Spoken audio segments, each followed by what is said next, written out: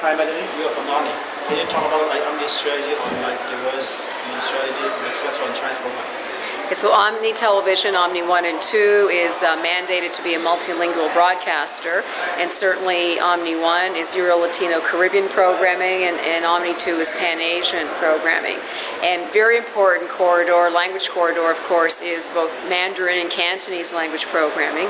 As you may know, we have our nightly newscasts, Mandarin language at 5 o'clock and Cantonese at 8 o'clock. And I think also what we're doing is venturing in doing a co-production. This is new, co-production with China and Canada. We're trying to be able to bring forward a drama that has very much Canadian content, but also has the flavor of China as well. But I think also with our new documentary fund, we have had a lot of creative ideas and a lot of independent producers who have come forward with some very interesting Canadian stories that are really historic stories, that are the Canada stories that are being told from Chinese Canadian experiences, as well as really the building of Canada, which has never been told before. I think we have this year also we've gone forward with some new programs like Word for Word, which tries to bring together and galvanize debate within the Chinese community. And I think we continue to look at new ways of satisfying the audiences that are here. Omni 2 and Omni 1 is a free over-the-air broadcaster, so our signals are open to everyone. And what we've seen also is that the community at large, the Canadian community at large, is very interested in the editorial perspective of the various communities, specifically of the Cantonese and Mandarin-speaking community. And hence we've been able to have English bullets on the various newscasts, as well as looking at captioning different programs. And I think more and more and increasingly there's an interest of how these communities, these ethnocultural communities, are thinking, the political position of these communities, and also how best to satisfy this growing demographic. What about the programming hours? It seems that's not enough for the Chinese programming hours. Presently, there's 180 languages spoken in Toronto, and everybody from the Gypsy Roma community to the Albanian community, everybody would like some time on Omni. We're broadcasting in over 40 languages. We don't always choose to broadcast only to the largest demographic, but we take a look at the need for language programming to communities who really need the kind of information as well as the kind of expertise that is there in the community. The Chinese market has been down a little bit in previous years, and as a commercial broadcaster, we certainly take the barometer and we certainly take the nudge from the advertising base. So we would be always happy to evolve and develop both Cantonese and Mandarin programming, and we do this within a sea of the 40 languages that we broadcast in. You see the market is down based on what scenario? Omni Television lives and dies by advertising. Now, many people think we're government subsidized because of Canada's national policy of multiculturalism. This is not the case. We are an independent private company run by Rogers Media, and the station makes, of course, is influenced by the market, by the advertising support that is there. But in terms like from the audience point of view, we want open competition. But right now, especially in like Chinese like audience type, there's only one major competitor like Feichao, and then you maybe that's an alternative choice from Omni.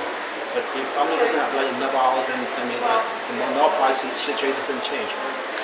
So we'll be improving this scenario, getting all these more choices. Yes, I think what we've done is also, we're not only do we have the daily diet of news programming, but we have also the programs like Word for Word, and we also have now a $50 million documentary fund, which indeed is open to all the independent producers who are coming forward with proposals. And I think at this point in time, there's at least 40 hours in production of programming that is in either Cantonese or Mandarin. It has to be Canadian programming telling Canadian stories. So in this way also, we throw it back to the creative base, the independent producer base, to see what can come forward.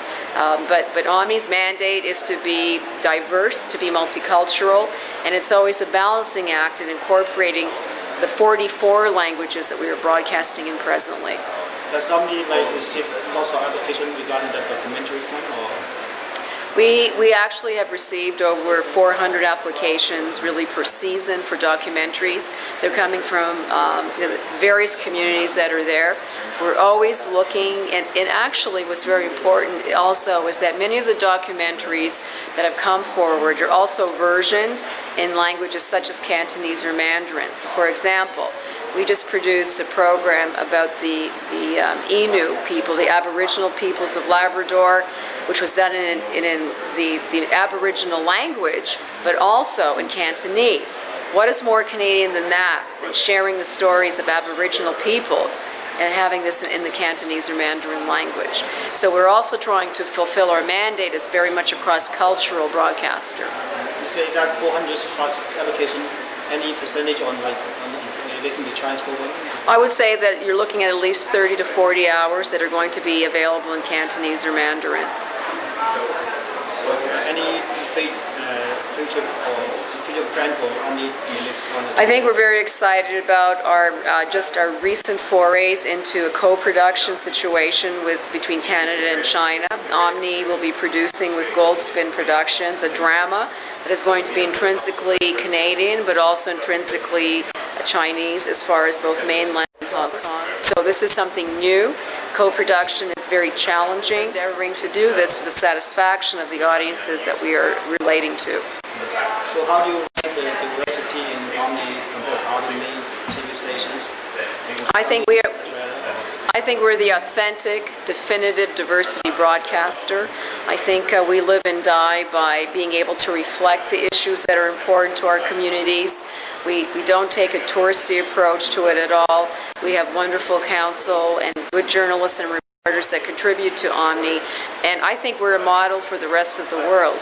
We're a broadcaster that broadcasts in over 40 languages, and what we produce is Canadian content.